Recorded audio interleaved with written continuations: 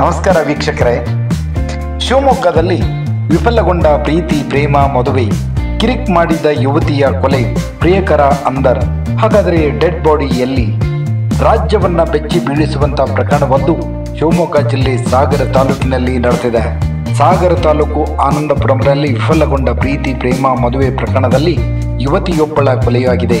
ಘಟನೆ ಸಂಬಂಧ ಕೊಪ್ಪ ಪೊಲೀಸ್ ಠಾಣೆಯಲ್ಲಿ ಪ್ರಕರಣವೊಂದು ದಾಖಲಾಗಿದೆ. ಕಳೆದ ಕೆಲ ದಿನಗಳ ಹಿಂದೆ ಕೊಪ್ಪ ಪೊಲೀಸ್ ಠಾಣೆಯಲ್ಲಿ ಮಿಸ್ಸಿಂಗ್ ಪ್ರಕರಣವೊಂದು ದಾಖಲಾಗಿತ್ತು. ಇದರ ಬೆನ್ನಲ್ಲೇ ಈ ಕೊಲೆ ಪ್ರಕರಣ ಬಯಲಿಗೆ ಬಂದಿದೆ. ಸಾಗರ ಮೂಲದ ಯುವಕ ಹಾಗೂ ಕೊಪ್ಪದ ಯುವತಿ ಪರಸ್ಪರ ಪ್ರೀತಿಸ್ತಾ ಇದ್ರು. ಇಬ್ಬರು ಬೇರೆ ಬೇರೆ ಸಮುದಾಯದವರಾಗಿದ್ದು, ಯುವತಿ ದಲಿತ ಸಮುದಾಯಕ್ಕೆ ಸೇರಿದವಳು ಎನ್ನಲಾಗಿದೆ. ಪರಸ್ಪರ ಮದುವೆಯಾಗಿದ್ದ ಜೋಡಿ ಅನಧಿಕೃತವಾಗಿ ಕೊಪ್ಪದಲ್ಲಿ ವಾಸ ಮಾಡ್ತಾ ಇದ್ರು. ಈ ನಡುವೆ ಇಬ್ಬರ ನಡುವೆ ಪರಸ್ಪರ ಜಗಳವಾಗಿದೆ. ಯುವತಿ ತನ್ನನ್ನ ಸಾಗರದಲ್ಲಿರುವ ಆತನ ನಿವಾಸಕ್ಕೆ ಕರೆದೊಯ್ಯುವಂತೆ ಪತಿಯನ್ನ ಕೇಳಿದ್ದು ಈ ವಿಚಾರಕ್ಕೆ ಇಬ್ಬರ ನಡುವೆ ಜಗಳವಾಗಿದೆ. ಈ ಜಗಳದ ಬೆನ್ನಲ್ಲೇ ಯುವಕ ಯುವತಿಯನ್ನ ಆಕೆಯ ತಾಯಿಯ ಮನೆಗೆ ಹೋಗುವಂತೆ ಸೂಚಿಸಿದ್ದಾನೆ. ಮನೆಯಲ್ಲಿ ಎಲ್ಲರನ್ನ ಒಪ್ಪಿಸಿ ಮನೆ ತುಂಬಿಸಿಕೊಳ್ಳುವುದಾಗಿ ಹೇಳಿದ್ದನಂತೆ ಈ ಹುಡುಗ. ಆದರೆ ಹುಡುಗಿ ಆತನ ಮಾತು ನಂಬಿ ತನ್ನ ತಾಯಿ ಮನೆಗೆ ಹೋಗಲು ಸಿದ್ಧಳಿರಲಿಲ್ಲ ಎನ್ನಲಾಗಿದೆ.